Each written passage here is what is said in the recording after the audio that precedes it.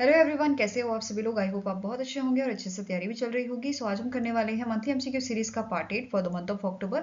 अगर आपने इसका प्रीवियस पार्ट नहीं देखा है, पार्ट नंबर 7, तो आप आई बटन पे क्लिक कर सकते हैं। यहाँ पे आपको इसका लिंक विजिबल हो जाएगा और इस लेक्चर की जो पीडीएफ है वो हम शेयर करेंगे हमारे टेलीग्राम चैनल पे, जिसका लिंक भी डिस्क्रिप्शन बॉक्स में आपको दिया गया है। आप इसे ज्वाइन कर सकते हैं। तो चलिए जल्दी से स्टार्ट करेंगे आज का लेक्चर। पहला आपका क्वेश्चन है, which among the following organisation sign an MOU with society of Indian defence manufacturers to create future ready workforce for defence and aerospace sector. तो इनमें से कौन सी ऑर्गेनाइजेशन है जिसने एमओयू साइन किया है एसआईडीएम के साथ, society of Indian defence manufacturers के साथ, ताकि हम क्रिएट कर सके future ready workforce for defence and aerospace sector. तो it is your All India Council for Technical Education. ठीक है, राइट आंसर इज AICTE, जिनके साथ ये एमओयू साइन हुआ है। 3 साल का आपका एमओयू रहेगा and it is sine between the chairman of AICTE, जिनका नाम है प्रोफेसर TG सीतारमन, एंड जो प्रेसिडेंट है आपके SIDM राजेंद्र सिंह भाटिया। इनके बीच में ये आपका एमओयू साइन किया गया था। क्लियर है। Next is the appointment committee of cabinet has approved the reappointment of Dash as a deputy governor of RBI for 1 year with the effect from 9th October 2024।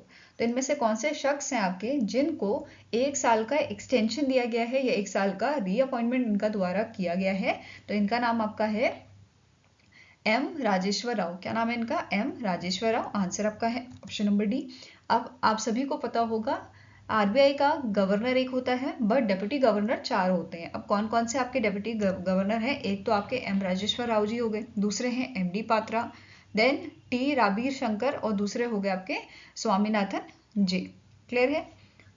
Next is name the fully reusable super heavy lift launch vehicle developed by SpaceX that has recently in October completed its 5th test flight in Texas, USA। तो अभी recently इनमें से कौन सा आपका reusable जो है launch vehicle है जिसे डेवलप किया गया है स्पेसएक्स द्वारा, और इसका recently 5th test flight test जो है वो किया गया था। तो इट इज योर स्टारशिप। क्या नाम है इसका? स्टारशिप। वहीं पे अगर बात करें इंडिया का रीयूजेबल आपका लॉन्च व्हीकल कौन सा है, तो ये आपका पुष्पक है, जिसे इसरो ने बनाया है। क्लियर है। नाउ स्टारशिप के बारे में बात करें तो ये 2 stage fully reusable super heavy lift launch vehicle है, जिसे रिसेंटली टेक्सास से लॉन्च किया गया था। अगर इसकी हम कैपेसिटी की बात करें या पेलोड की बात करें तो ये 150 मेट्रिक टन जो है भार ले जा सकता है, फुली रीयूजेबल। ठीक है। एंड 250 मेट्रिक टन एक्सपेंडेबल ये ले सकता है। देन अब बात करेंगे इसकी स्टारशिप की। इसकी पहली स्टेज आपकी कहलाती है सुपर हैवी, या जिसे बूस्टर के नाम से भी हम जानते हैं। इसमें 3 रैप्टर इंजन आपका यूज किया गया है यूजिंग सब cooled liquid methane and liquid oxygen. Clear है। नाउ स्टारशिप जो है it is powered by 6 engine. 3 आपके रैप्टर इंजन लगे हैं और 3 आपके रैप्टर वैक्यूम इंजन यहाँ पे जो है लगे हैं, जिसे डिजाइन किया गया है for use in a vacuum of space. Fine. Now SpaceX की बात करें, जिस ऑर्गेनाइजेशन ने इसे बनाया है, तो इसके सीईओ करंटली हैं इलन मस्क। हेडक्वार्टर है आपका कैलिफोर्निया यूएसए में, और इसकी शुरुआत की गई थी आपकी मार्च 2002 में। नेक्स्ट क्वेश्चन है, Indian navy has launch the missile come ammunition barge LSAM-12 या yard 80 which is build by which among the following company. तो अब बताओ कि इनमें से कौन सी कंपनी है जिसके द्वारा इसे बनाया गया है। तो it is Seacon engineering private limited, Seacon engineering project private limited, जिसके साथ मिनिस्ट्री ऑफ डिफेंस का एक आपका कॉन्ट्रैक्ट साइन हुआ था 8 मिसाइल कम एम्यूनेशन बार्ज बनाने के लिए, जिसमें से अभी जो लॉन्च किया गया है वो आपका 6 नंबर का वेसल है। क्लियर है। नाउ इंडियन नेवी की अगर बात करें, इंडियन नेवी के चीफ ऑफ नेवल स्टाफ कौन है? इनका नाम है दिनेश कुमार त्रिपाठी। हेडक्वार्टर लोकेटेड है न्यू दिल्ली में। इसे इंडियन नेवी की शुरुआत की गई थी 1950 में, और इसका मोटो है शाम शाम नो Varuna, may the lord of water be auspicious on to us. Next question है, world mental health day is annually observe across the globe on. World mental health day जो है हम ऑब्जर्व करते हैं 10 अक्टूबर को। ठीक है, 10 अक्टूबर को इसे ऑब्जर्व किया जाता है। और 2024 की जो थीम है आपकी, it is mental health at work. क्या थीम है? Mental health at work.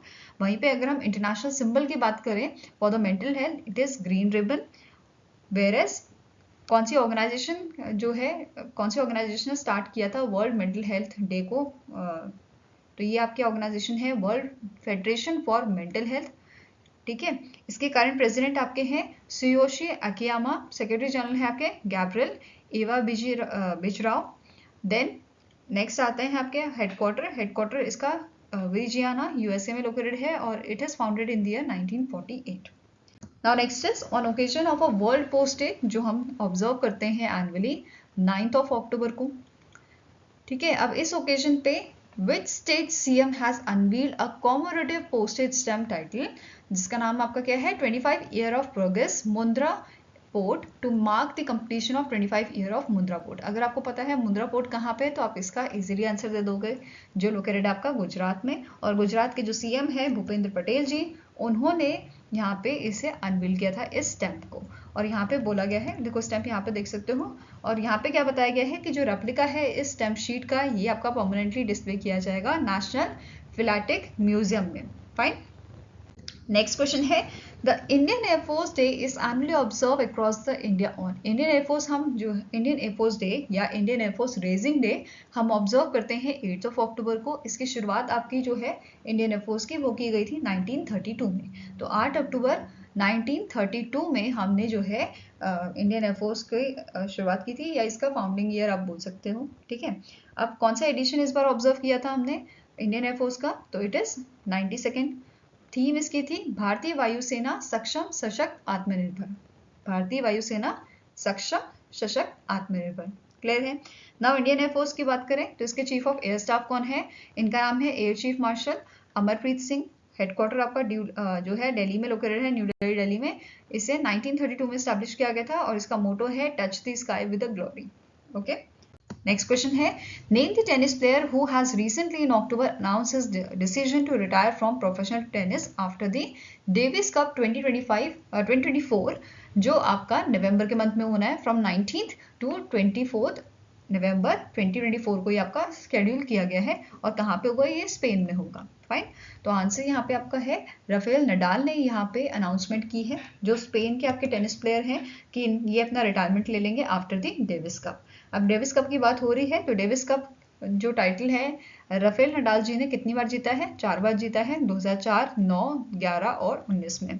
वहीं पे 22 ग्रैंड स्लैम आपके जो है राफेल नडाल जी ने जीते हैं। अब मुझे कमेंट सेक्शन में बताओ सबसे ज्यादा जो ग्रैंड स्लैम है वो कौन से प्लेयर ने जीते हैं। ठीक है, अवार्ड्स की अगर बात करें तो international tennis federation world champion ये आपके बने हैं 2008, 2010, 17, 19, 22 में। ATP player of the year इनको दिया गया था 2008 में, 10 में, 13, देन 17 और 19 में। Laureus world sports award for breaking through of the year ये 2006 में दिया गया था। Laureus world sports award for sportsman of the year 2011 और 21 में। Laureus world sports award for comeback of the year ये 2014 में दिया गया था। BBC sports personality world sports award sports star of the year ये 2010 में दिया गया था। And Stefan Edberg sportsmanship award 2010, 18, 19, 20 और 21 में दिया गया था। क्लियर है। नेक्स्ट है आपका identify the theme of world egg day. Egg day आपका कब मनाया जाता है, ये सेकेंड फ्राइडे ऑफ अक्टूबर को मनाया जाता है। और इस बार 2024 की जो आपकी थीम थी it is your united by eggs. ठीक है, क्या थीम थी, united by eggs. Now world egg day जो है ये आपका 2024 में ऑब्जर्व किया गया था 11 अक्टूबर 2024 को। एंड इस डे को, वर्ल्ड एग डे को स्टैब्लिश किसने किया था, इंटरनेशनल एग कमीशन ने, जिसके कारण चेयरमैन है जियान फिलिपे मोंटोया। इसे स्टैब्लिश किया गया था 1964 में और इसका हेडक्वार्टर आपका लोकेटेड है लंदन यूके में। Now next is name the personality who is recently in October won the presidential election of Tunisia for the second term. इनमें से कौन से आपकी पर्सनालिटी है, कौन से ऐसे शख्स हैं जिनको सेकेंड टर्म के लिए इलेक्ट किया गया है एज अ प्रेसिडेंट। तो ये आपकी कौन सी कंट्री है, इट इज टूनिशिया। ठीक है, टूनिशिया के प्रेसिडेंट आपके बनाए गए हैं कयास साइद। ठीक है, इनका जो फर्स्ट टर्म आपका था वो 2019 में हुआ था, मतलब 2019 में इनको इलेक्ट किया गया था पहली बार। नाउ 2024 में दोबारा से इनको इलेक्ट किया गया है। टूनिसिया की अगर बात कर रहे हैं तो इसकी करेंसी क्या है, इट इज टूनिसियन दिनार। कैपिटल इसकी है ट्यूनिस और करंट पीएम इसके हैं कमेल मोदोरी। ओके, यहाँ पे आप इनकी इमेज देख सकते हो कैस साइद की। फाइन। Now next question है, recently in October, Indian Navy has signed a MOU with which life insurance company for the welfare of a naval civilian persons? तो ये इनमें से कौन सी कंपनी है जिसके साथ इंडियन नेवी का आपका MOU साइन हुआ है? तो it is your Bajaj Allianz life insurance. ठीक है, कौन सी ऑर्गेनाइजेशन है? बजाज आलियांज लाइफ इंश्योरेंस, जिसके करंट MD एंड CEO हैं तरुण चुग। हेडक्वार्टर लोकेटेड है पुणे महाराष्ट्र में and it is founded in the year 2001। Now next question है, name the personality who has been conferred with the 48th Vayalar Rama Verma Memorial Literary Award for his novel कतूर कड़ावू।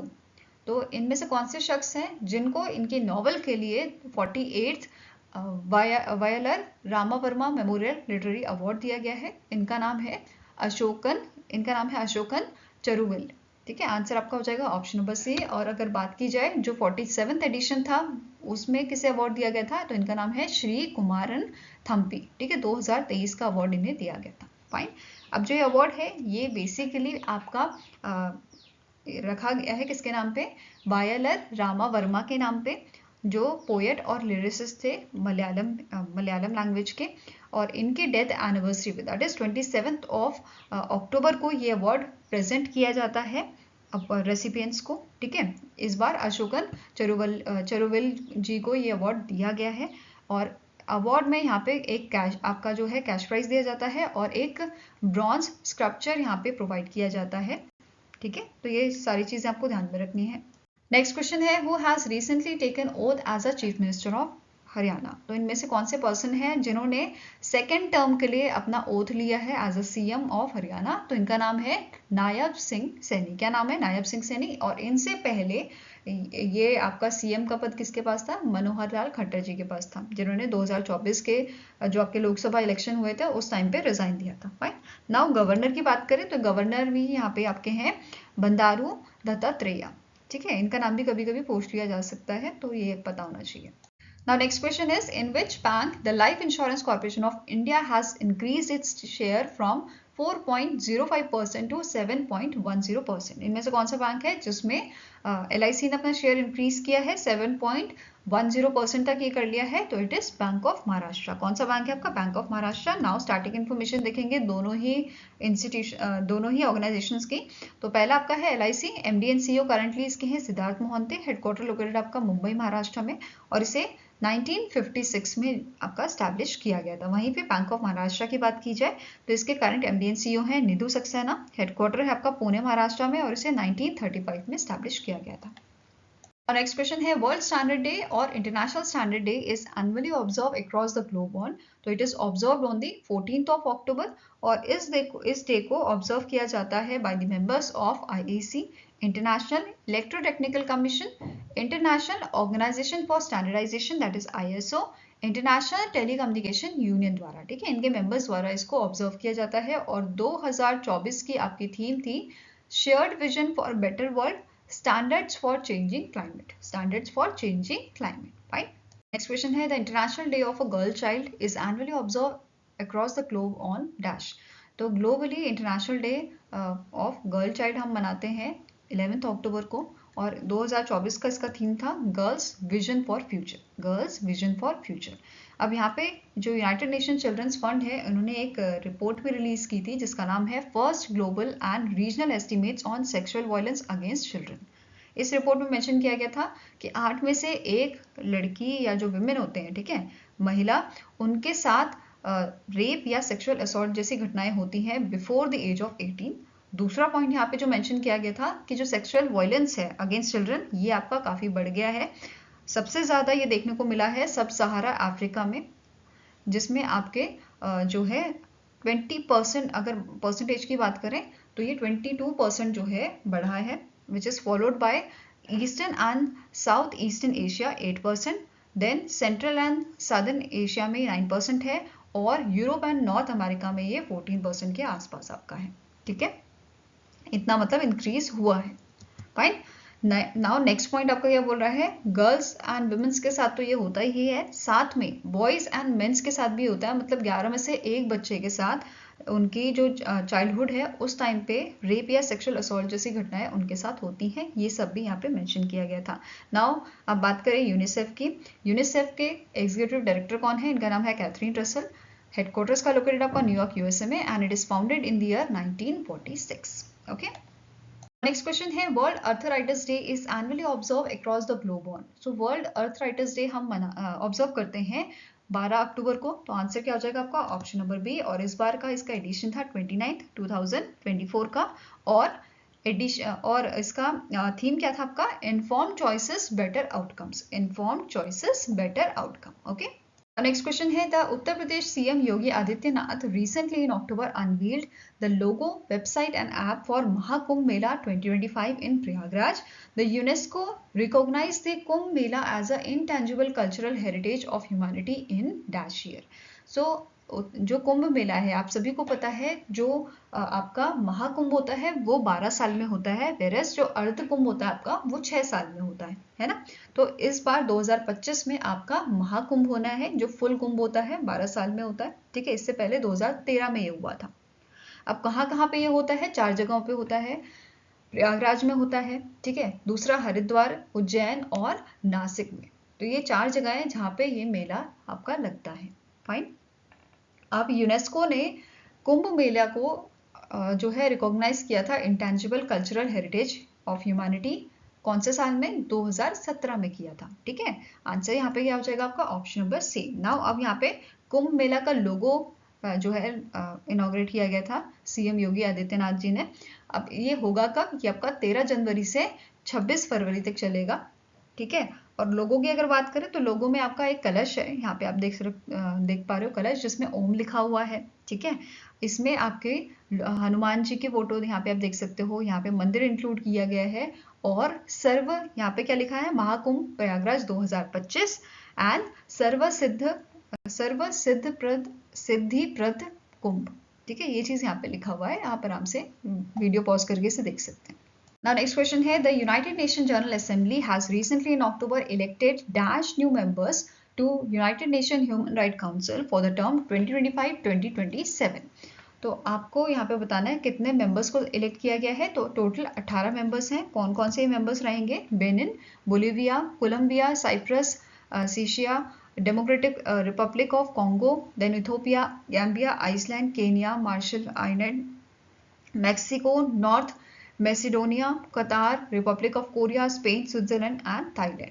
और इनको elect किया गया है for the 3 year term और इनका tenure आपका 1 जनवरी 2025 से स्टार्ट होगा। इसी के साथ इन्होंने जो है ऐसा स्ट्रक्चर तैयार किया है, जोग्राफिकल डिस्ट्रीब्यूशन, मतलब कि हर जोग्राफिकल डिस्ट्रीब्यूशन से इन्होंने मेंबर्स फिक्स किए हुए हैं कि इतने सेलेक्ट होने, ताकि कोई भेदभाव ना रहे। जैसे अफ्रीकन स्टेट से 13 मेंबर, एशिया पैसिफिक स्टेट से 13, देन एशियन यूरोप स्टेट से 6 members, Latin America and Caribbean state से 8 मेंबर और western European and other state से 7 मेंबर्स। यहाँ पे इन्होंने ऐसा स्ट्रक्चर बनाया हुआ है। फाइन।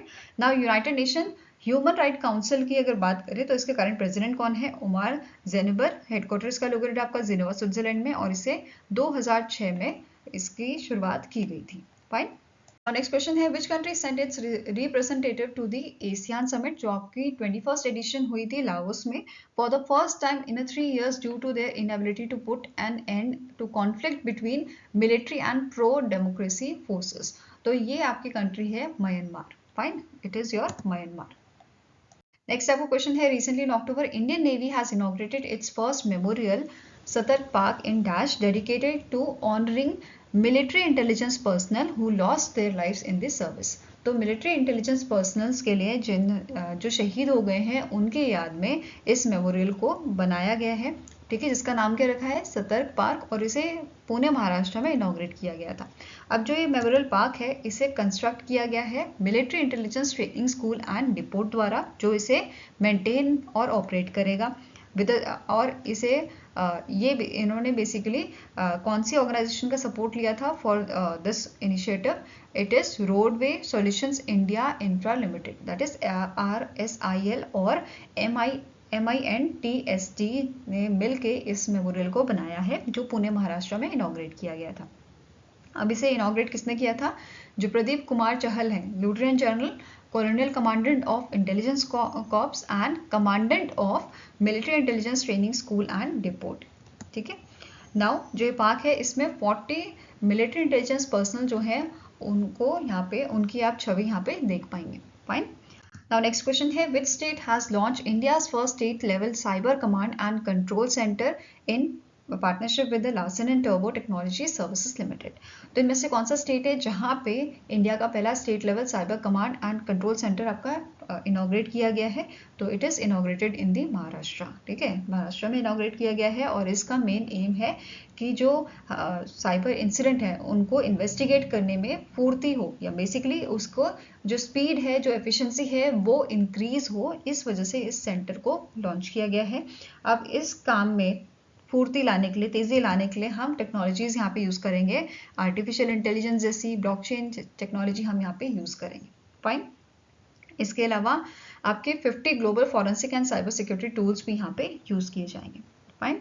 इसी के साथ आपको नोट करना है, जो ये सेंटर है ये प्रोवाइड करेगा मल्टीपल चैनल्स कंप्लेंट्स के लिए, जैसे helpline number, web portal, mobile applications. And जो सेंटर है ये सपोर्ट करेगा 50 डिस्ट्रिक्ट साइबर पुलिस स्टेशंस को across the Maharashtra. Now next question है, India's first demonstration facility for biopolymers was inaugurated in dash. तो इनमें से कौन सी सिटी है जहां पे इंडिया का पहला डेमोन्स्ट्रेशन फैसिलिटी आपका इनॉग्रेट किया गया है for the biopolymers? It is Pune, Maharashtra. ठीक है, कौन सी आपकी कंपनी है जिसने इसे डेवलप किया है? It is Praj industries limited. Fine. अब जो फैसिलिटी है इसे डिजाइन किया गया है कि ये प्रोड्यूस करेगी आपकी पॉलीलैक्टिक एसिड बायोप्लास्टिक, जो बेसिकली अभी हम प्लास्टिक यूज कर रहे हैं उसका ये सब्स्टिट्यूट है या उसे रिप्लेस करेगा. आप ऐसे मान सकते हो. Currently we are using a polyethylene terephthalate. ठीक है, और जो हमारा PLA ये नेचुरल पॉलीमर है जो इसको रिप्लेस करेगा या इसकी जगह हम इसको यूज कर सकते हैं. अब जो ये हमारा फैसिलिटी इनॉग्रेट किया गया है, ये बेसिकली जो हमारा गोल है, जो इंडिया का गोल है नेट जीरो कार्बन इकोनॉमी का, या पूरे वर्ल्ड का जो गोल है उसमें भागीदारी निभाएगा, उसको सपोर्ट करेगा. फाइन. Now next question है, name the organization that has recently in October received approval from Department of Investment and Public Asset Management to set up a wholly owned subsidiary to undertake retail and business and B2B business to business in a renewable energy sector. तो इनमें से कौन सी organisation है जिन्हें approval दिया गया है आपका department of investment and public asset management द्वारा कि ये सेटअप कर सकते हैं होली ओन्ड सब्सिडी इनकी? ठीक है, तो आंसर आपका हो जाएगा it is IREDA, which is Indian renewable energy development agency. ठीक है, IREDA जो है इन मंथ ऑफ अप्रैल आपकी नवरत्ना कंपनी बनाई गई थी. ठीक है, नवरत्ना स्टेटस इसे दिया गया था, तो ये ध्यान में रखना है. नवरत्ना स्टेटस दिया गया था 2024 में. पहले ये मिनी रत्ना कैटेगरी 1 कंपनी थी आपकी. ठीक है, नाउ स्टार्टिंग इन्फॉर्मेशन देखें तो IREDA के आपके CMD हैं प्रदीप कुमार दास, हेडक्वार्टर लोकेटेड है न्यू दिल्ली में, और इसे 1987 में स्टैब्लिश किया गया था. नाउ बात करें अगर department of investment and public asset management की, तो इसके सेक्रेटरी आपके करंटली हैं Tuhin Kanta Pandey and headquarter located आपका New Delhi. Now next question है, the Asian Development Bank has approved a loan of $42 million to enhance coastal and river bank protection ecosystem in which state? तो इनमें से कौन सा स्टेट है जिसके लिए $42 million जिसकी कोस्टल और रिवर बैंक प्रोटेक्शन इकोसिस्टम को एनहांस करने के लिए एशियन डेवलपमेंट बैंक ने $42 million लोन अप्रूव किया है? तो इट इज योर महाराष्ट्र. ठीक है, कौन सा स्टेट है? महाराष्ट्र. और इस प्रोजेक्ट का एम है कि जो फिशरीज और टूरिज्म है उसको बूस्ट किया जाए while promoting capacity building for stakeholders on gender equality and social inclusion. Okay. Now next is, name the company that has launched the India's first index fund based on Nifty Capital Market Index. तो इनमें से कौन सी company है जिसने India का पहला index fund based आपका Nifty capital market index पे जो है फंड लॉन्च किया है? तो it is done by the your Tata asset management company limited. ठीक है, और इस फंड का नाम क्या है? Tata Nifty capital market index fund, जो बेसिकली ट्रैक करेगा परफॉर्मेंस आपके निफ्टी 500 इंडेक्सेस पे. ठीक है, जो इसमें सेलेक्टेड कंपनीज होगी उनका परफॉर्मेंस ये ट्रैक करेगा. Now Tata asset management company limited की बात करें तो इसके करंट CEO है आपके प्रथित भोवे एंड इसका हेडक्वार्टर लोकेटेड है आपका मुंबई महाराष्ट्र में। फाइन। Now next question है, as per the data released by RBI, India has become the dash economy in the world to surpass $700 billion in a foreign exchange reserve as of September 2024। तो ये आपका है fourth economy, India जो है fourth economy बना था इन month of September. India से पहले चाइना, जापान और आपका जो स्विट्जरलैंड है, ठीक है, वो ऑलरेडी इस पीक को टच कर चुके हैं। नाउ इसके अलावा जो नोट करना है कि जो फॉरेन एक्सचेंज रिजर्व था आपका ये 12.59 बिलियन $, इंक्रीज हुआ था, जो ऑल टाइम हाई था आपका of 704.885 billion $, in a week end of सितंबर। फाइन, मतलब एज ऑफ सितंबर 2024 की यहाँ पे बात की गई है। Now next up question है, in October 2024 the Larsen & Toubro has launched a first of its kind multi-purpose vessel named Dash for the Indian Navy from its Kattupalli shipyard near Chennai, Tamil Nadu। तो recently Larsen & Toubro ने launch किया है इनका पहला multipurpose vessel का, मतलब इस class का फर्स्ट शिप यहाँ पे लॉन्च किया गया है जिसका नाम है INS समर्थक। ठीक है, आंसर यहाँ पे क्या है, ऑप्शन नंबर ए है, और इसे डिजाइन और कंस्ट्रक्ट किया गया है under the make in India initiative and Bharat आत्मनिर्भर भारत विजन के तहत इसको कंस्ट्रक्ट और डिजाइन किया गया है। नाउ एक और चीज नोट करनी है, INS समर्थक को यार्ड नंबर 18001 के नाम से भी जाना जाता है। फाइन। Now next है, world day against the death penalty is annually observe across the globe on dash. तो इस डे को हम ऑब्जर्व करते हैं 10 अक्टूबर को, और 2024 में हमने इसका 22 एडिशन जो है वो ऑब्जर्व किया था and it's theme was death penalty and safety. ठीक है, थीम क्या थी, death penalty and safety. Now next is, which among the following organization recently in October signed business to business framework agreement with Nepal Oil Corporation for the development of petroleum infrastructure in Nepal with an investment of around ₹15 billion. तो recently India की Indian oil corporation and Nepal की Nepal oil corporation के बीच में एक agreement sign हुआ है, B2B framework agreement, जिसके तहत यहाँ पे जो है डेवलपमेंट किया जाएगा पेट्रोलियम इंफ्रास्ट्रक्चर का नेपाल में, और इसका आपका इन्वेस्टमेंट कितना है, टोटल इन्वेस्टमेंट लगभग अराउंड 15 बिलियन आपका इसका खर्चा है। ठीक है, टोटल इन्वेस्टमेंट है। नाउ सिग्नेटरीज की बात करें तो डॉक्टर चंदिका प्रसाद भाटा जो एग्जीक्यूटिव डायरेक्टर हैं आपके नेपाल ऑयल कॉरपोरेशन की, एंड सेंथिल कुमार जो डायरेक्टर हैं आपके इंडियन ऑयल कॉरपोरेशन के, उनके बीच में ये अग्रीमेंट साइन किया गया था। फाइन। आई होप गाइस आपको ये वीडियो पसंद आया हो। पसंद आए तो लाइक एंड शेयर जरूर कीजिएगा, और हमारे साथ जुड़ने के लिए हमारे चैनल को सब्सक्राइब कीजिएगा। अगर आपके कुछ सजेशन है तो आप हमें मेल कर सकते हो benchmarkstudy007@gmail.com पे, या फिर आप हमें कमेंट सेक्शन में भी लिख सकते हैं। सो मिलेंगे ऐसे ही नेक्स्ट वीडियो के साथ। Till then take care, have a nice day and all the best for your preparations.